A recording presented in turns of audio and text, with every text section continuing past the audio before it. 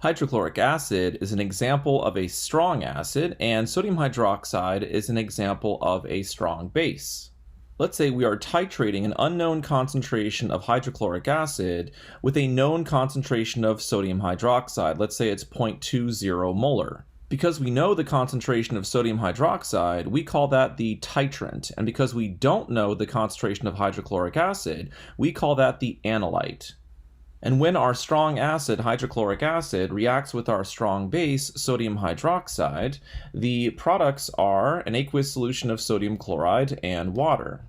As a quick review of how to write the overall or the complete ionic equation for a strong acid strong base reaction, remember that sodium hydroxide, being a strong base, dissociates completely in aqueous solution to form sodium cations and hydroxide anions.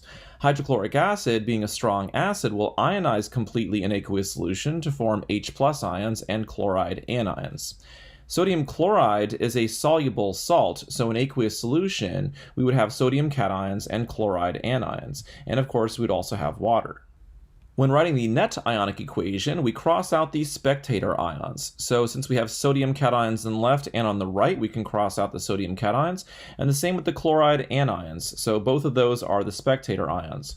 What we're left with is our net ionic equation. So one way to write the net ionic equation for a strong acid strong base reaction is hydroxide anions plus H+ cations form water.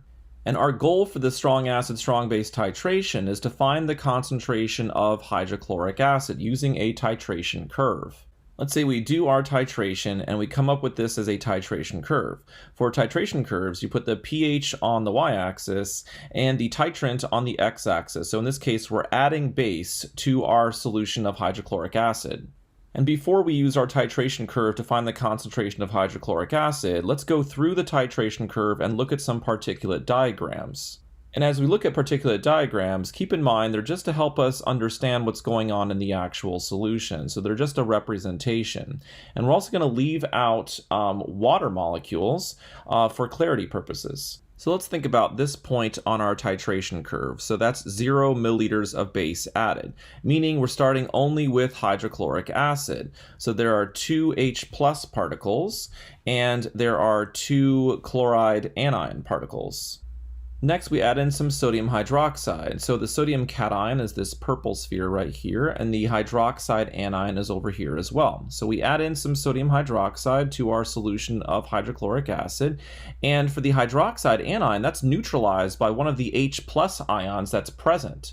So the OH- and the H+ react to form H2O, and since we're leaving H2O out of our particulate diagrams, we don't see it in this second particulate diagram.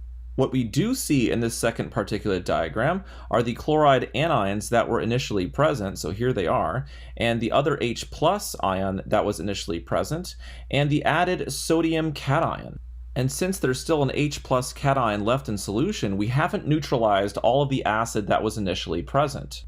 So next we add some more sodium hydroxide. So here we're adding a sodium cation, and we're also going to add this hydroxide anion to our solution. The added hydroxide anion will be neutralized by the H+ ion that's already present. They will form water, and since we're leaving water out of the particulate diagrams, we don't see water in this third particulate diagram. What we do see in our third particulate diagram here are the 2 chloride anions that have always been with us in the titration. We had 1 sodium cation already present, and then we added 1 more sodium cation. So this third particulate diagram represents the equivalence point of our titration. All of the acid that we initially had present has been neutralized by the added base, and we're left with an aqueous solution of sodium chloride. So there are only sodium cations and chloride anions in solution. At 25 degrees Celsius, the pH of water is equal to 7. And since neither the sodium cation nor the chloride anion will react with water to change the pH at the equivalence point of a strong acid strong base titration is 7. And we can find the equivalence point on our titration curve by going over to a pH of about 7 here, and if we draw a little dashed line, wherever that dashed line hits our titration curve represents the equivalence point. So the first particulate diagram was before any base was added, so that's this point on our titration curve. The third particulate diagram is meant to represent the equivalence point, so this point on our titration curve. And our second particulate diagram was when we haven't neutralized all of the acid that's present, so that's in between those 2 points on the titration curve. Also notice how steep the graph is around the equivalence point of this titration.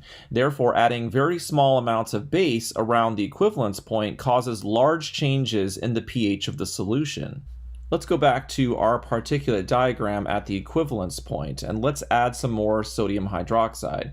So we add one more sodium cation and one more hydroxide anion. This time, since there's no more acid to neutralize the added hydroxide anion, in our fourth particulate diagram, here's our hydroxide anion, and one of these sodium cations is the one that we just added.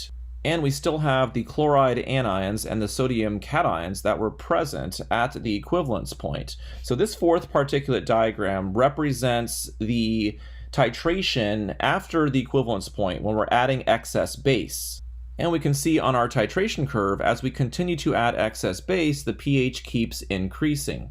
Now that we've gone through the particulate diagrams for our strong acid, strong base titration, let's get back to our original problem, which was to find the initial concentration of hydrochloric acid.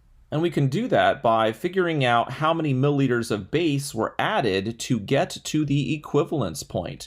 So if we just drop down here on our titration curve, we can see that after 50 milliliters of base have been added, the equivalence point has been reached. Therefore, it took 50 milliliters of our 0.20 molar solution of sodium hydroxide to completely neutralize the hydrochloric acid that was originally present. And if we know the initial volume of the hydrochloric acid solution, let's say it was 100 milliliters, we can calculate the concentration using the MV is equal to MV equation. So for our equation, let's think about acid being on the left side. So we don't know the concentration, the molarity, so we make that X. And for the volume of the acid, it's 100 milliliters, so we plug that into our equation. On the right side, let's think about this being the base. So we know the molarity of the base, it's 0.20 molar, and we also know the volume of base that was necessary to reach the equivalence point, which is 50 milliliters.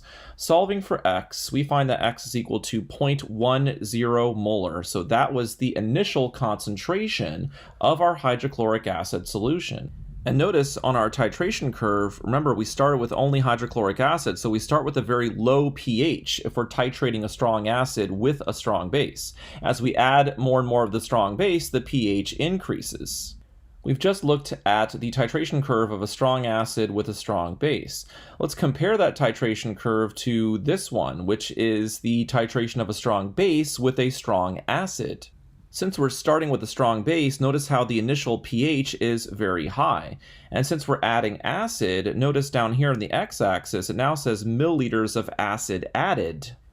As acid is added, we can see the pH dropping slowly, and as we approach the equivalence point, we see a large drop in pH with small additions of acid. However, the pH at the equivalence point is still equal to 7, so if we find a pH of 7 on the y-axis and go over to our titration curve, this point represents the equivalence point. And we could drop down to the x-axis and we would see it took 20 milliliters of acid to neutralize the base that was initially present. Finally, once we go past the equivalence point, we can see as we add more and more acid, the pH keeps getting lower. So this titration curve of a strong base with a strong acid is essentially the reverse of the first titration curve that we saw, which was the titration of a strong acid with a strong base.